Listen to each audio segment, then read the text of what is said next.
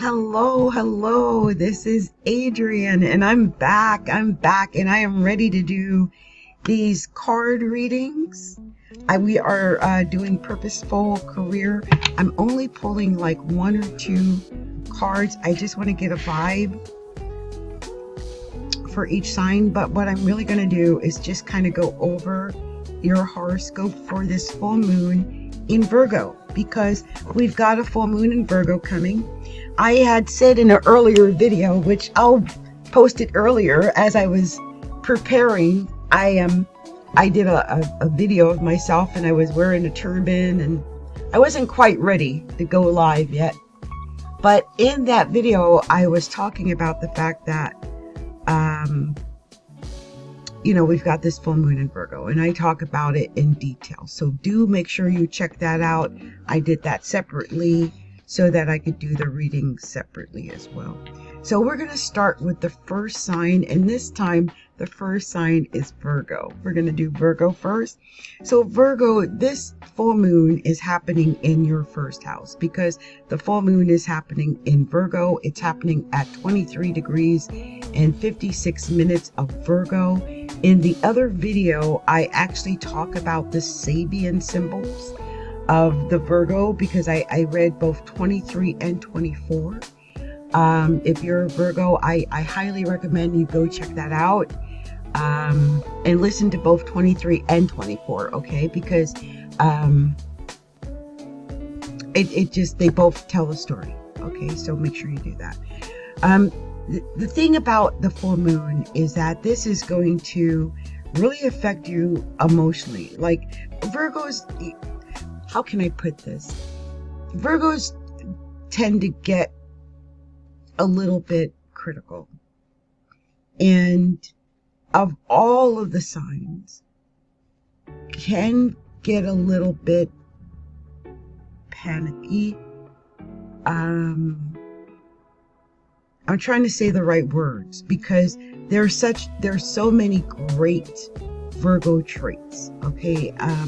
Like you're detailed beyond words, like curious and intellectual and intelligent and wise and methodical. I mean, you guys can do so many different things in detail. You can see things clearly with detail. I mean, I love Virgo. Virgos are amazing because of their incredible attention to detail. It is what makes Virgo Virgo. But Virgo can also panic and become critical and get naggy and get whiny and teary and cry and whine. My daughter is a Virgo. I'm sorry. Virgos, you guys are great. But like if your nerves, you guys have very bad nerves. And so it is about you guys staying on even keel. If your nerves get off kilter, it takes a lot to bring a Virgo back if they go off the deep end. And it's because they'll start crying. They might, get into a crying jag even. And then there are other issues that'll start getting in. They get critical about themselves and their flaws because Virgos want to be perfect. Virgos love to be perfect, and they're probably the closest sign to perfection you'll ever come to. Michael Jackson was a Virgo. Beyonce is a Virgo. Virgos are perfection. They work at it. They live it. They're not fake. They are really, truly perfection. That's what the Virgos do. They live that because they work tirelessly at whatever it is they're working at. They put every ounce of every bit of life force into whatever it is that they work at. When Michael Jackson was a performer, he was the greatest performer in the world because he put every ounce of his being into performing. Every ounce. And I guess the same applies to Beyonce. Some people say they don't like her. I'm like, I don't know why. The girl works hard. I mean, you just don't become somebody who works for 40 years or whatever amount of time it's been. I mean, she was a little kid when she started. It's ridiculous. I just feel like some people don't want to show her respect because Virgo is one of the hated signs. I also have a video that I made And it does list Capricorn, sadly, as the most hated sign, but it talks about the most hated signs, like why do people hate Capricorn? And I did another one, I think, that who are the most hated signs. So if you can look that up, you can find that out. But Virgo was number 3. And I did say that one of the reasons was that Virgo was I believe the top serial killer of all serial killers. So yeah, Virgo is not to be taken like lightly. They get really in their head, and you got to make sure Virgo is in the right place, because they could be plotting something in that head. You got to really stay on top of Virgo, because Virgo is not always, I don't know. You got to be careful with Virgo. I feel like some of the signs that are likely to have nervous breakdowns are Virgo is like number 1. They're like my number 1 nervous breakdown sign. So I want Virgos to really like pray and meditate and like feng shui and, you know, all the deep breathing, the EFT tapping. I mean, bring in the the solfeggio tones and the binaural beats. Do it all. Do it all. Don't leave anything undone, because it is a full moon. And the potential for Virgo going off and losing it is high. And what I mean is this. It'll start like this. I've seen Virgo, so I know. Okay, hold on. I'm a Capricorn, so I know. So it'll start like this. Honey, did you see my keys? What? We gotta be at the place in 15 minutes. Have you seen my keys? No, honey, I don't know what you're talking about. I told you how to use. Oh, God, I can't find my keys. I've looked everywhere. Oh, my gosh, we got to be there in 15 minutes. Where's my keys? Where's my keys? Where am I? Okay. That's Virgo in a full moon situation. Please, Virgo. Please keep yourself at an even keel. Like I said, pray, meditate, play board games if you have to. I don't know. But do whatever it is to keep you out of that place, because you're going to want to go into that place if it gets weird, if it gets bad. If you're not on top of it, if you don't catch yourself, you'll let yourself slip. You'll catch yourself slipping, as they say. Don't catch yourself slipping, Virgo. Don't catch yourself slipping. I have been in that situation, and can't remember if it was a full moon in Capricorn or not, but I have been in a situation where I have lost it, like, because of something stupid like that. And then after you've lost it and you cursed everybody in the house out, then you find out that the keys were sitting underneath your pocketbook, that you sat on top of them by mistake, or something stupid like that. That's what I'm talking about. That. Okay? So I want you to be very cautious of that, Virgo. I also want you to be very cautious of cursing people out, because Virgo will let people know. Sometimes they ain't even asked you, Virgo. They ain't asked you. You don't let them know anyway. Ain't nobody asked for your opinion. You don't put your 2 cents in and tell people all kind of stuff. Ain't nobody want to know what their flaws are. And you will tell them every flaw. Just because you're over there probably picking at my flaws right now. Virgos do that. They cannot help it. It's like they were born with this internal desire to be perfect and to do everything perfect and to have everything perfect. When things are out of, like when there's a mistake in the matrix, they lose it. They really like routine. They like things to be just right. If their routine breaks, sometimes they break. It's that serious. So it's important for Virgos to always practice emotional stability. And if that means meditation, then meditation. If that means listening to like headphones at night, I mean, whatever it takes, guys, whatever it takes. Now, the weird thing is for the card, I can't believe this, because we're in Pisces season, right? Which means the sun is in the 7th house, which is opposite Virgo. So I'm doing Virgo, and Virgo is opposing Pisces, which is, it's Pisces season. So basically it's opposite of Pisces. But you got connections, which is basically the 7th house. Okay. And this is saying that teamwork makes the dream work.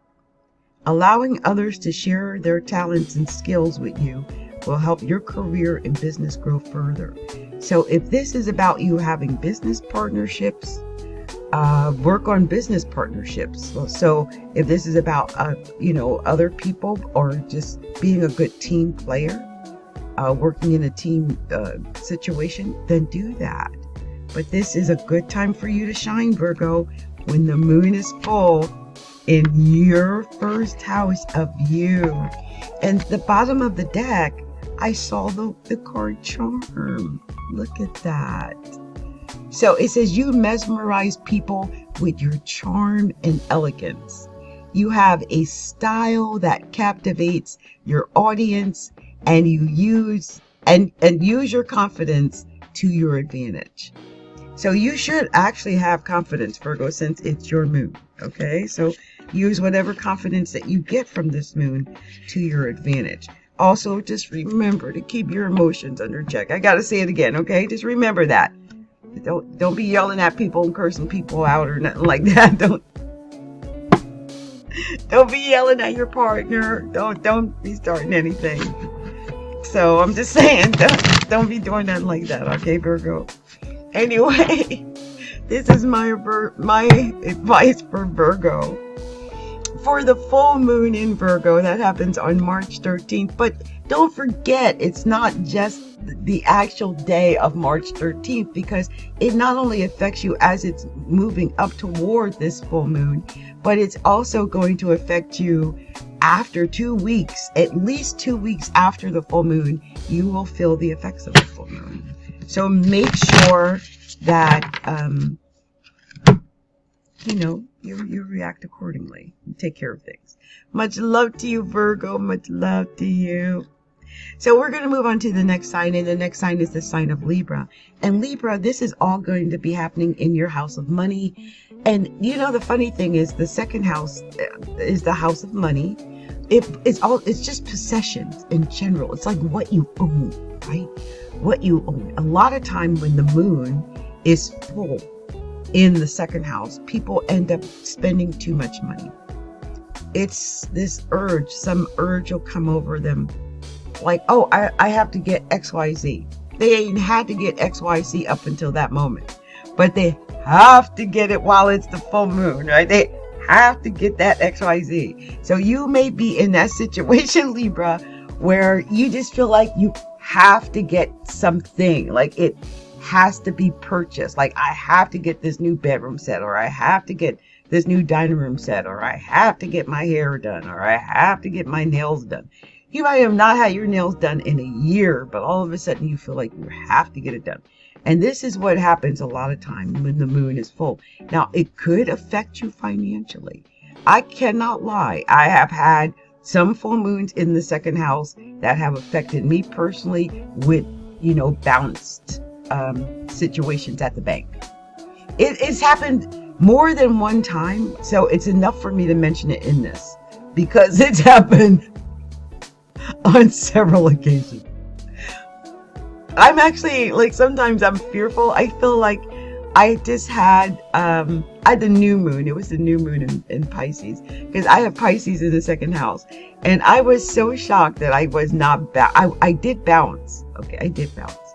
But it was only like $1.62. And I just remember, as we were heading up to the actual, new moon, I knew, because I was getting notices from the bank. So I knew something was happening at the bank, and I refused to fall into it. I refused to give into it. I refused to get emotional. I just let it ride until I knew I had the money to cover what could have happened in my mind.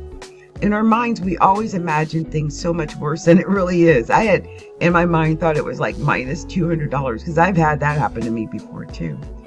And luckily, I was able to get some money, and when I went to transfer it over, I saw it was only minus $1.62. There had been a $36 bank fee that they waived. And the thing that really got me about that, because I've been listening to a lot of manifestation and abundance. I am a manifestation and abundance life coach, by the way. But I've been listening to a lot of manifestation videos and like sleep meditations and hypnosis and stuff like that. And like one of the things I've been listening to is just, we have to envision it. We have to see it. And we don't even realize that when we are thinking negatively and we're seeing like the negative, whatever it might have, I was seeing, we're envisioning a negative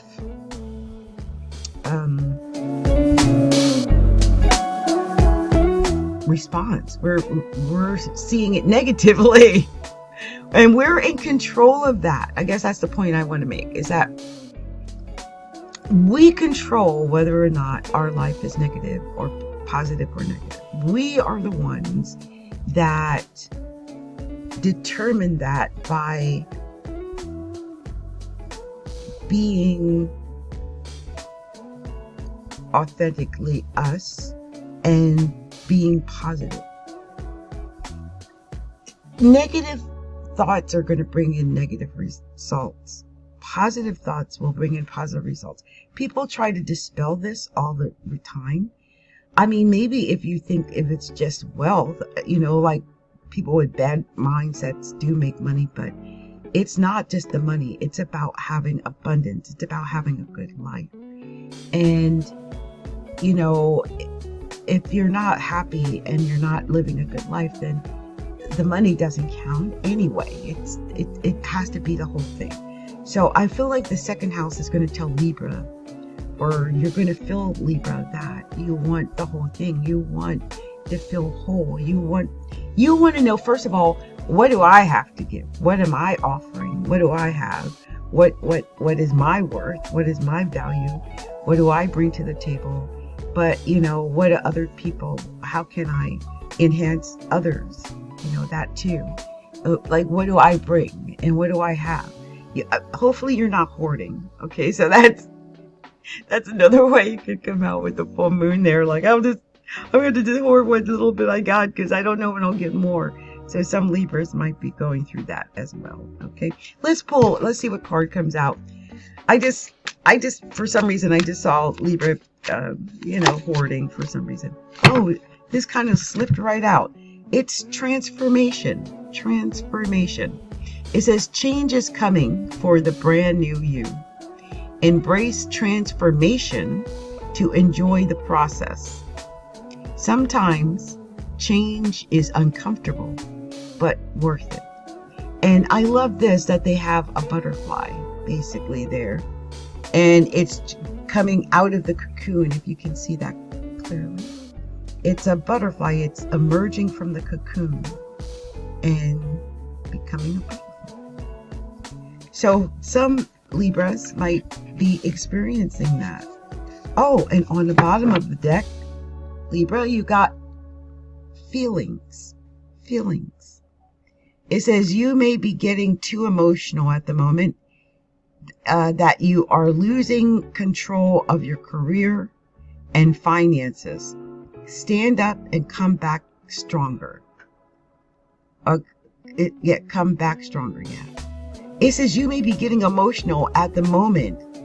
You are losing control over your career and finances. Isn't that basically what I just said in astrology about, being emotional over your finances?